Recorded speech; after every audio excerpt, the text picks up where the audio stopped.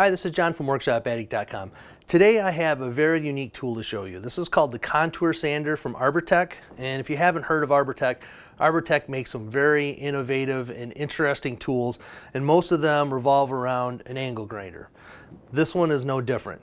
What this does is this attaches to an angle grinder and it allows you to sand either exterior contours or interior contours. For instance, like this bowl here. With this sander, it's a random orbit sander, you can go on the inside of this bowl and sand and not have a rigid edge which will gouge into it. It'll actually contour to the curves of what you're trying to sand and allow you to do a better job sanding. Now, very simple tool to use. What you get is this device which attaches to your grinder.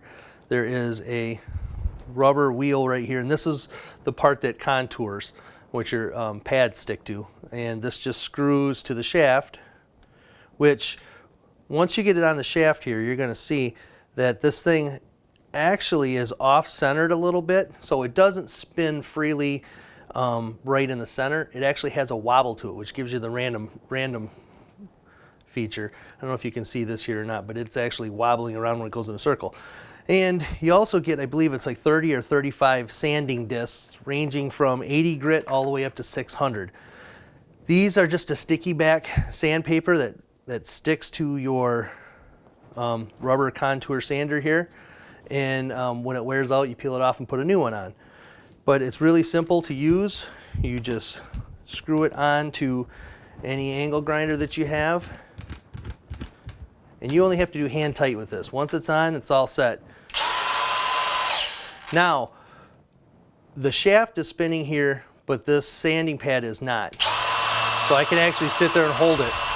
It vibrates and it wants to move with the shaft, and I was wondering how that was going to work. I was kind of skeptical, but the nice thing is if this were to spin as fast as the shaft the whole time, you would just burn things up.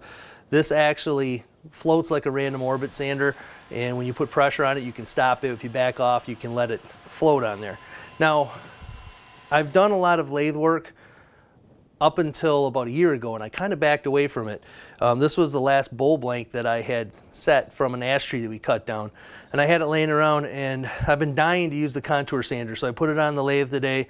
I finished it up, and the hardest part about sanding a bowl for me is the inside. The reason being is, you know, your center circle in here is going to spin really slow, because the closer to the center you get, the slower it spins, the harder it is to sand with sandpaper on the inside. And even if you do get a good sand in there, you usually end up with streaks. So I took the contour sander, put it in here, and I was able to do a real good job sanding the center of this. And actually it's the best center I've had out of any of my bowls. So I'm very pleased with this. I have not used this for an exterior curve, but I don't see why. The interior curves are going to be a lot more difficult than exterior, but great little tool if you've got any kind of curves. I've got some bandsaw boxes that I've made the last few years, and those have been really tough to sand, and I can't wait to use one of these on it. It should speed the process up tenfold. So if you're looking for something interesting like that, something to handle your curves, sanding your curves, take a look at the contour sander from Arbortech. It's a great little tool, and I'm sure glad to have it. So until next time, I'm John from WorkshopAddict.com. Talk to you later.